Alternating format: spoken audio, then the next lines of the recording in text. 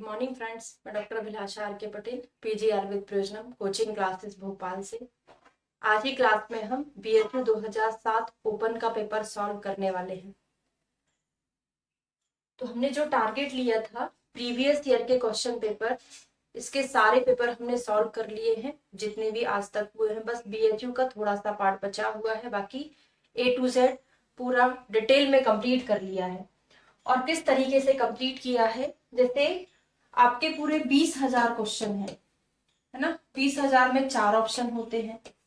चारों ऑप्शन को मैंने एक्सप्लेन किया है जहां पर जरूरत है, और इसके अलावा बहुत सा एक्सप्लेनेशन दिया हुआ है। जैसे अगर मैं बात करूं पहले क्वेश्चन की, है ना, सेकेंड क्वेश्चन की बात करूं, तो यहाँ पर जो धतूरा से लेके इम्पोर्टेंट फैक्ट है उसके बारे में भी सब कुछ पढ़ा दिया। मतलब कि जितने भी इम्पोर्टेंट फैक्ट्स हैं उस क्वेश्चन से रिलेटेड वो भी आपको कवर कराया है। अगर आप इस तरीके से पढ़ाई करते हैं, है ना, प्रीवियस ईयर, क्योंकि आपने सब्जेक्ट पढ़ लिया, संहिता भी पढ़ लिया है, लेकिन जो कुछ नए क्वेश्चंस आते हैं वो आपको कहाँ से कवर करना है, प्रीवियस ईयर से। क्योंकि बहुत सारा एग्जाम में जो क्वेश्चन आते वो रिपीटेशन में ही आते अधिकतर, और बाकी 10 क्वेश्चन तो हर एग्जाम में नए ही डलते हैं, है ना। तो हमारा ये पूरा पीजी आयुर्वेद प्रयोजनम ऐप के कोर्सेज ऑप्शन में अपलोडेड है, पूरा रिकॉर्डेड फॉर्म में, तो आप ज्वाइन कर सकते हैं। चलिए शुरू करते हैं। पहला क्वेश्चन है हमारा, ग्रीवा स्तंभ, पीत मल मूत्रता और पीत नेत्रता किस विषय से होने वाले लक्षण हैं? कालकूट, हलाहल, वत्सनाव और सक्तुक। तो देखिए, एक कोड बनाया था क्लास में, आपको पढ़ाया था, वत्सनाभ का कोड बनाया था। वत्स मतलब क्या होता है? बच्चा। ठीक है, बच्चे की ग्रीवा कैसी होती है, या फिर एक बच्चे ने क्या कर लिया, चलो वो कोड नहीं बताते हैं। एक बच्चा है, उसकी ग्रीवा कैसी होती है? बहुत सॉफ्ट होती है। कभी कभी क्या हो जाता है, उसकी ग्रीवा अगर स्तंभित हो जाए तो उसको क्या क्या हो सकता है। तो ग्रीवा अगर बच्चे की स्तंभित हो जाए तो उसका मल मूत्र जो है पीले कलर का निकलेगा, और नेत्र भी कैसे हो जाएंगे? पीले कलर के हो जाएंगे। हाँ, और ये जो वीडियो है इसको प्लीज लाइक जरूर करिएगा अगर अच्छा लगता है, और कमेंट करके और शेयर भी जरूर करना। ठीक है, चलो। Dry mouth, dilated pupil and hot skin are the symptom of which poison? Dry mouth किस में मिलता है, डायलेटेड प्यूपिल किस में मिलता है, हॉट स्किन किस में मिलती है? तो धतूरा, ओपियम, एकोनाइट, ओलियंडर। तो ये प्रीवियस ईयर का रिपीटेड क्वेश्चन है। जितने मैंने कराए हैं आपने उतने कर लिए होंगे, तो आपको पता होगा। हमने वहां पे धतूरा में पढ़ा था। और धतूरा से एक बहुत इंपॉर्टेंट क्वेश्चन आता है कि धतूरा में हमको दो दो चीजें मिलती हैं। कौन कौन सा हेलुसिनेशन मिलता है? ऑडिटरी और विजुअल। ऑडिटरी और विजुअल हेलुसिनेशन, दोनों हेलुसिनेशन कहां पर देखने को मिलते? धतूरा पॉइजन में देखने को मिलते। निम्न में से मूल विष नहीं है, तो विष पत्रिका, गुंजा, विजया, क्लीटक। तो क्वेश्चन एक है, डायरेक्ट आंसर भी याद कर सकते, लेकिन आपको ऐसा याद नहीं करना, आपको डिटेल में पढ़ना है कि मूल विष में कौन कौन सी चीजें आती हैं। तो मूल विष में टोटल 8 चीजें आती है। इसका कोड हमने बनाकर याद किया था क्लास में, K3G। के से 3 चीजें हैं, जी से 1 है, फिर ब्लॉकबस्टर, सुपरहिट गाने। देखो, पहला पहला वर्ड अगर आपको पता चल जा रहा है, पहला लेटर, तो आप वो क्वेश्चन सॉल्व कर सकते हैं। के से 3 कौन कौन सा हो जाएगा? के से क्लीतक, के से करघाट, और के से करवीर, है ना। क्लीतक, करघाट, सॉरी करवीर मतलब कनेरी होता है, करवीर या कनेर। ठीक है, जी से हो जाएगा गुंजा, बी से होगा विजया, गुंजा, विजया। वास्टर से हो जाएगा आपका विद्युत शिखा, है ना, विद्युत शिखा।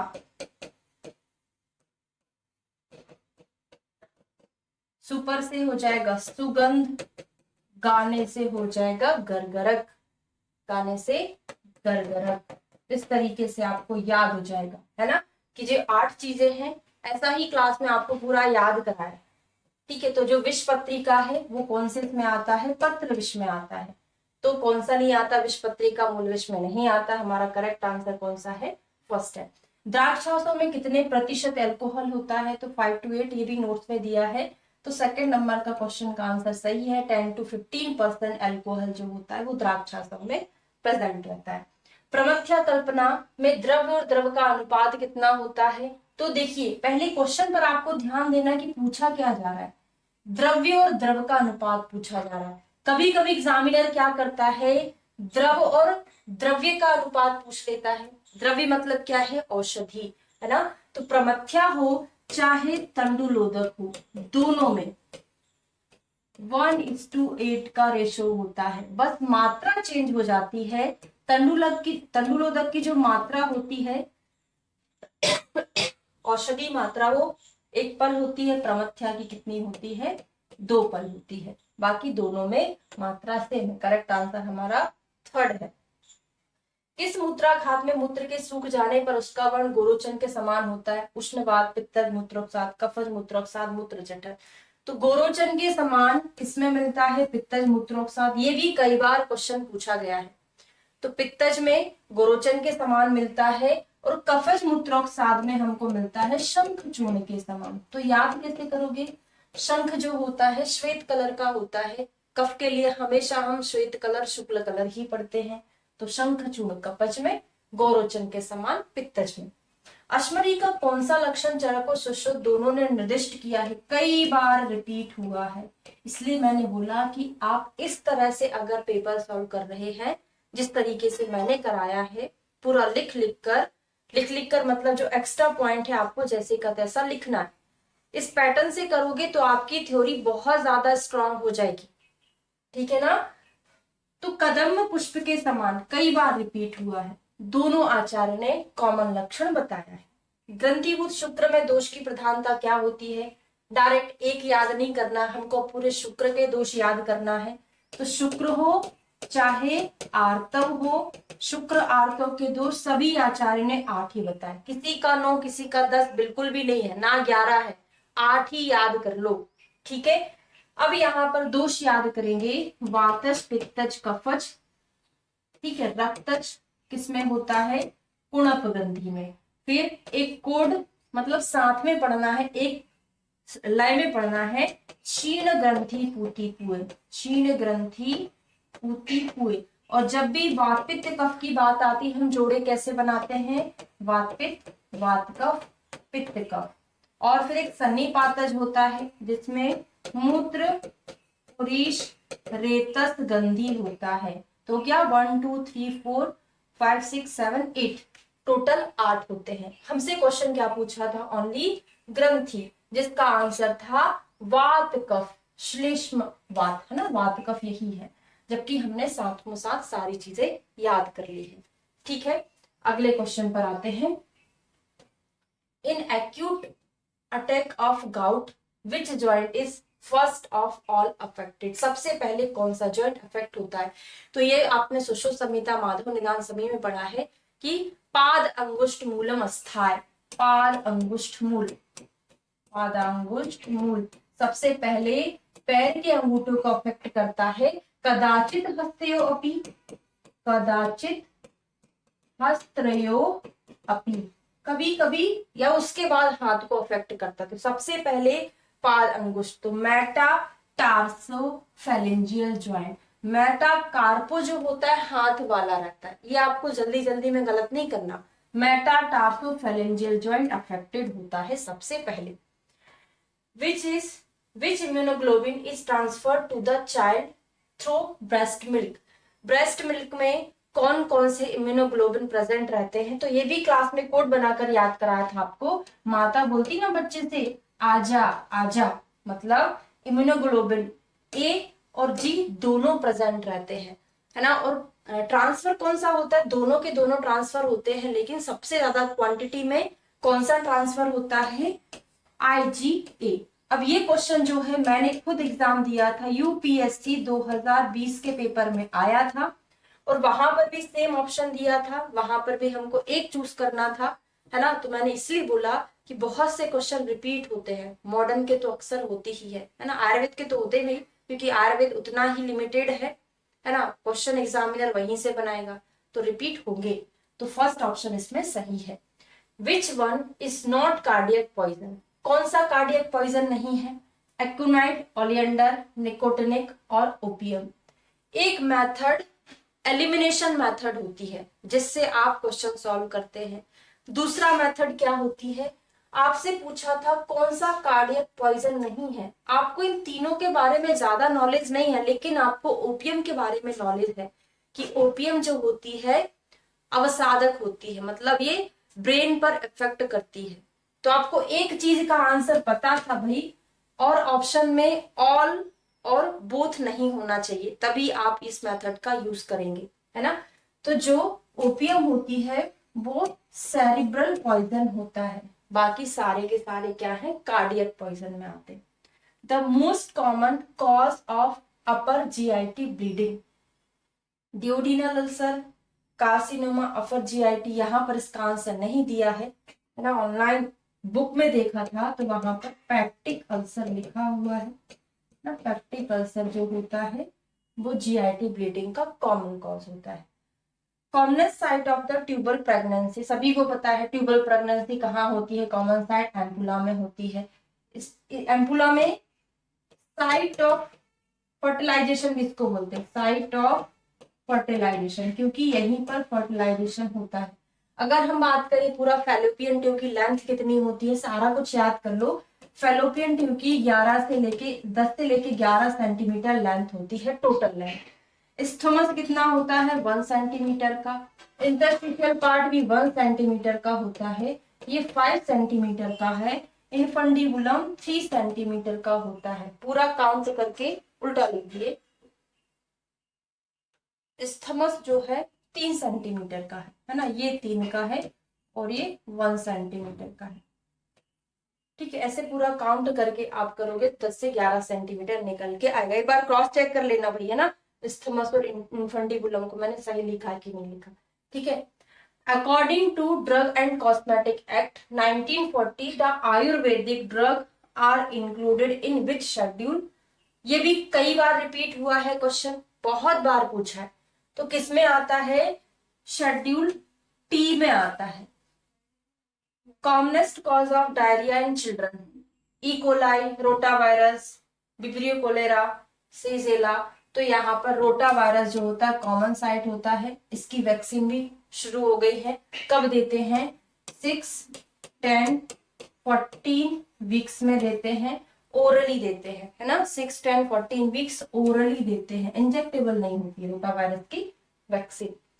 कॉमनेस्ट रिफ्रैक्टिव एरर इज, ये भी कई बार क्वेश्चन पूछा है, प्रेसबायोपिया कब होता है, ये बुढ़ापे में होता है। इसमें जो लेंस की एकोमोडेशन पावर होती है वो अफेक्टेड हो जाती है। मायोपिया में क्या होता है, मायोपिया में पास का दिखता है, दूर का नहीं दिखता है, इसको हम दूरदृष्टि, अब ये दूरदृष्टि दोष, निकट दृष्टि दोष, हिंदी में बड़ा कंफ्यूजन है, इतना लिख लो, मायोपिया में पास का दिखता है, दूर का नहीं दिखाई देता। ये भी मैंने एक सेपरेट टॉपिक यूट्यूब पर भी पढ़ाया, क्लास में पढ़ाया।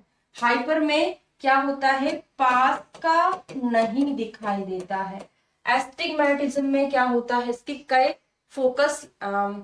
कई फोकस बिंदु बनते हैं, मतलब कई सारे यहाँ पर फोकस, मैंने बताया है बहुत सारे फोकस पॉइंट बनते हैं, इसलिए एक जगह फोकस नहीं कर पाता है। ठीक है, where is the headquarter of WHO, तो WHO की स्थापना कब हुई थी, 7 अप्रैल को हुई थी, 1948 में हुई थी। ठीक है, और इसके 6 रीजनल सेंटर है, हमारे यहाँ इंडिया में कहाँ पर है, न्यू दिल्ली में है। ठीक है, 7 अप्रैल को हम विश्व स्वास्थ्य दिवस के नाम से भी जानते हैं। ठीक है, ये क्वेश्चन कई बार पूछे गए हैं। कॉप्लिक स्पॉट मोस्ट इंपॉर्टेंट, मुझे लगता है 10 से 20 बार ये क्वेश्चन प्रीवियस ईयर में आ गया है। कॉप्लिक स्पॉट जो है मीजल्स में मिलता है। टाइफाइड में कौन सा स्पॉट देखने को मिलता है, रोज स्पॉट देखने को मिलता है। ठीक है, एक रॉथ स्पॉट होता है, रॉथ स्पॉट वो कहाँ मिलता है, सब एक्यूट एंडोकार्डाइटिस, सब एक्यूट एंडोकार्डाइटिस में हमको रॉथ स्पॉट देखने को मिलता है। A wound should be treated as an infectious wound when the minimum number of the bacteria in the wound are. कब उसको इन्फेक्शियस वुंड की तरह ट्रीट किया जाता है? जब उसमें बैक्टीरिया कितने हो? 10⁻³ to 5. Which disease is not transmitted to baby through the mother? HIV mother से बच्चे में जाता है, हेपेटाइटिस जाता है, सिफिलिस जाता है, लेकिन ट्यूबरक्लोसिस जो होता है ब्रेस्ट मिल्क से ट्रांसफर नहीं होता है। Which one is not a live attenuated vaccine? ये भी मैंने कई बार आपको पढ़ाया है, एक बार और देख लेते हैं। लाइव बैक्टीरिया, तो जब बच्चा पैदा होता है तो हम कौन सा लगाते हैं? BCG। किसके लिए लगाते हैं? ट्यूबरक्लोसिस के लिए लगाते हैं ना BCG। तो बच्चा जिंदा पैदा हुआ है तभी लगाते हैं। तो याद हो रहा है ना, बच्चा जिंदा पैदा मतलब लाइव है तभी BCG लगाते हैं। Live virus oral polio vaccine, 2 बूंद जिंदगी की, नाम में जिंदगी है तो जीवित वैक्सीन हो गया ना, तो OPV हो गया। और एक और चीज MR क्या होते हैं? इधर उधर दौड़ते भागते रहते हैं ना कि ये वाली मेडिसिन इस पर काम करेगी, तो वो जिंदा रहते हैं तभी तो दौड़ते भागते हैं ना, तो OPV MR। अब लाइव बैक्टीरिया हो गया। अब किल्ड बैक्टीरिया जो होता है इसमें कौन कौन से आते हैं? तो एक कोड बनाया था मैंने, टॉफी पर बैक्टीरिया क्या हो गया? मर गया, है ना। टॉफी पर बैक्टीरिया मर गया, तो टॉफी से हो जाएगा टाइफॉइड, पर से हो जाएगा परटूसिस। बैक्टीरिया से, बैक्टीरिया मरा से क्या हो जाएगा? किल्ड वैक्सीन है, तो टाइफॉइड, साल्मोनेला टाइफॉइड, परटूसिस। और किल्ड वायरस में क्या आएगा? ये लाइव है, किल्ड में क्या आएगा? OPV है तो यहाँ पर IPV, इंजेक्टेबल पोलियो वैक्सीन हो जाएगा। और रेबीज और HIV, हमसे क्वेश्चन पूछा था नॉट अ लाइव, तो देखो MR जिंदा थे, ओरल पोलियो वैक्सीन जिंदगी की है बूंद, BCG भी जिंदा होने पर लगा रहे, तो परटूसिस जो है किल्ड है। After the birth which values increase first of all in the case hypothyroid? सभी को पता है हाइपो में TSH क्या करता है? बढ़ता है, और हाइपर में जो उल्टा होता है, हाइपर में जो TSH है वो कम हो जाता है। ठीक है। गर्भ स्पंदनम आविनाम प्रणाशा स्याव पांडुता भवती उच्छ्वास स्फुटित्वम शूलम किसका लक्षण है? गर्भ में स्पंदन नहीं हो रहा है, आवी नष्ट हो गया है, गर्भिणी का चेहरा श्याव हो गया है, उसकी उच्छ्वास जो है पूती गंध आ रही। तो क्लास में बड़ा अच्छे से एक्सप्लेन किया था मैंने, किसका लक्षण है ये? अंतर्मृत गर्भ का लक्षण होता है, क्योंकि गर्भ जब मृत हो जाता है तो उसकी प्रसव वेदनाएं भी नष्ट हो जाती है। आचार्य चरक ने त्रिफला रसायन का वर्णन किस रसायन पाद में किया है? तो त्रिफला में 3 चीजें, हरित की, विविध की, आमल की, तो तीसरे पाद में किया है। तीसरे पाद का नाम क्या है? कर प्रचितीय। ठीक है, ओके। अगला क्वेश्चन है 25 नंबर का क्वेश्चन है, रक्त प्रदोषज विकार नहीं है, कुष्ठ, विसर्प, गुल्म और पांडु। तो देखिए जो पांडु होता है वो रस प्रदोषज विकार में आता है ना, पांडु रस प्रदोषज में आता है, बाकी सारे के सारे रक्त में आते हैं।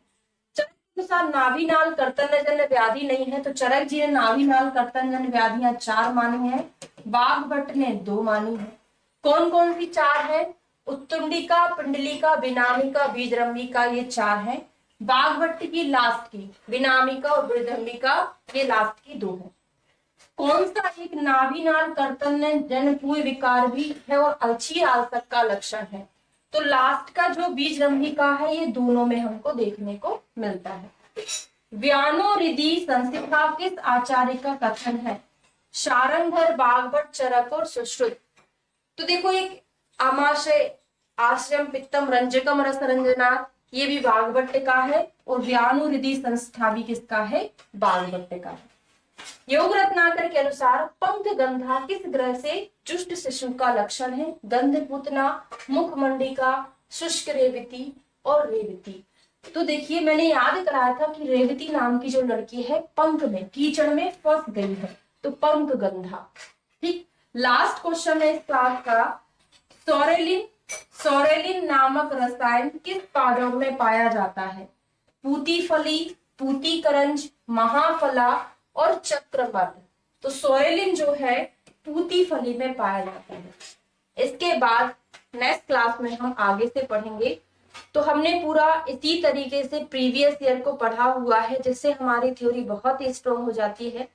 तो हमारी रेगुलर क्लासेस चलती है हमारे ऐप पीजी आयुर्वेद प्रयोजनम। आप वहां से ऐप को डाउनलोड कर सकते हैं प्ले स्टोर पर जाकर, और 10 डेज का आप डेमो ले सकते हैं, क्लासेस को देख सकते हैं। वीडियो अगर अच्छा लग रहा है तो प्लीज लाइक, सब्सक्राइब और शेयर जरूर करिएगा। Thank you.